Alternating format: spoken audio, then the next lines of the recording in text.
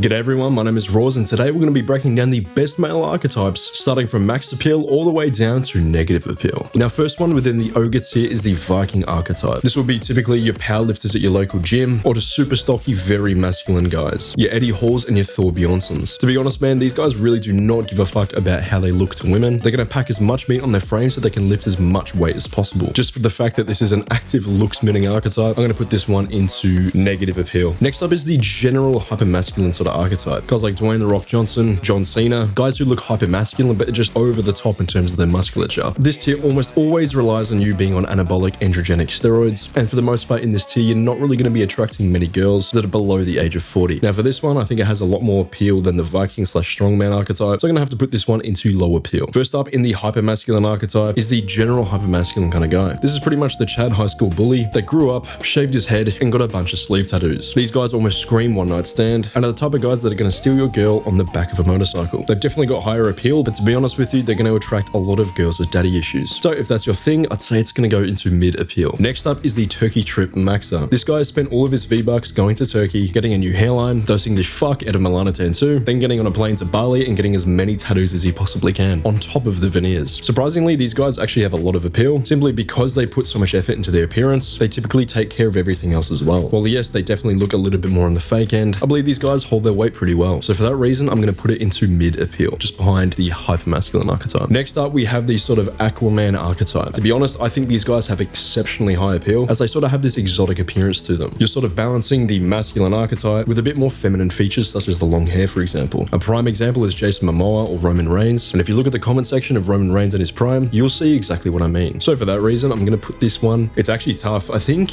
I'm almost going to put it into max appeal, but not quite there yet. I'd say this is a little bit more niche down. I'm going to put this into high appeal. Next up, we have the rock star or bad boy archetype. You notice with a lot of guys in this hyper masculine archetype that they almost always have tattoos, are jacked, and are tanned. Some great examples of the rock star / bad boy archetype is Machine Gun Kelly and Machine Gun Kelly 2, also known as Nelson Harley. To be honest with these guys, they definitely look like a bit of a bad idea to women, but that's all a part of the appeal that they carry. These guys will typically do the best in clubbing environments. Don't get me wrong, you definitely have to be tall, which is typical with this archetype, but they definitely look very exciting to women. And by the way, Machine Gun Kelly dates Megan Fox, so that's all you need to know. So for that reason, I'm going to have to put this one into high appeal, just behind the Aquaman archetype. Also, if you want to use my Mogger calculator to calculate your SMV for absolutely free, you can check the first link in the description, and it'll take about 10 minutes for you to complete. Let me know your results down in the comment section below. So next one is the superhero / Superman archetype. This is one of my personal favorites. Some good examples of this archetype are guys like Henry Cavill, David Lade. For this one, you've kind of got to have a Greek god / superhero aesthetic to you. That means white clavicles, an exceptional V-taper, a hero-like facial structure, a thick neck, but also a handsome face. It's definitely one of the hardest archetypes to fit into, but if you do fit into this archetype, you will do phenomenally well. Think off the top of your head how many people have actually played Superman or even look like a comic book accurate Superman. It's very, very few. So for that case, I'm definitely going to have to put this one into max appeal if you do it right. Next up is the jock Chad archetype. So this archetype is pretty much going to be the person that you think of when you think of the word Chad. He's the captain of the high school football team. He dates the hottest cheerleader in school, and he looks like Hitler's wet dream. And he'll give you a wedgie while doing so. I'd say for this, you really cannot go wrong. It's very broad appealing. It's also rare if you have all the pieces put together. You know, the strong jaw, the blonde hair, the blue eyes. Brett Maverick, Dolph Lundgren are great examples of this. Not quite as a striking archetype as the superhero one in my opinion, but I'd say it's definitely almost on par with it. For some reason though, I feel like the Aquaman archetype just beats it out, so I'm gonna have to put it in between the Rockstar archetype and the Aquaman archetype. Next up, we have the Vampire archetype. This is also another one that's extremely hard to fill out. If you know what a vampire is described like in women's romance novels, you'll know that they're pretty much described as almost perfect. Clear, glowing skin, sharp features, almost like a godlike presence, because that's the whole appeal of a vampire. Your allure always brings people in. Guys like this will always be pale, mysterious, almost a Slender-like archetype. Some great examples of this is going to be Robert Pattinson in his prime, and also Ian Somerhalder in his prime. To be honest with you, man, I think this one is probably the highest appeal one we've got yet. So for that reason, I'm going to have to put that one just one above the superhero archetype, which sounds a bit surprising, but to be honest with you, it's all about rarity. The rarer you are, in my opinion, the higher appeal you're going to have, especially if you fit a specific girl's archetype that they're interested into. Next up, we have the Mediterranean Chad. This one's going to be easily described by someone like Michelle Marone from 365 Days, which your girlfriend probably forced you to watch and went to sleep that night thinking about him instead of you. Guys like Alessandro de la Sola, Alfredo de la Cruz, some extremely high appeal guys are going to go into this category. It pretty much fits the tall, dark, and handsome archetype. In my opinion, it doesn't get much better than this. So for my own personal biases, I'm going to have to put it away, and I'm going to have to put it, honestly, the highest appeal one we have yet, into max appeal above the vampire and the superhero archetype. Next up, we have the Wall Street preppy archetype. Some good examples of this is Christian Bale, David Gandy, for example. You know, sort of the refined gentleman archetype. It's a guy who looks like he's got his shit together and is definitely going to take care of you, which is extremely attractive. Although these guys will typically talk a little bit too much about their business around women they're talking to, because that's all their life really revolves around. So for that reason, I'm going to have to put this one at the end of high appeal. Next up, in robust pretty boy, we have the Prince archetype. These guys are definitely categorized by their long, swift hair. They kind of fit that old money aesthetic as well. And similarly to the vampire archetype, they kind of just look a little bit perfect. Probably due to the fact that they've inherited daddy's wealth and they've spent a lot of money on surgeries. But in all seriousness, I think these guys have an extremely high appeal. For example, who is in the photo, Devin Broughton. If you look at his Instagram account, it's essentially him staring at the camera, wearing a nice tailored suit in an exotic country. Not saying a single word, getting hundreds of millions of views. This shit is absolute rope fuel. And for that reason, I'm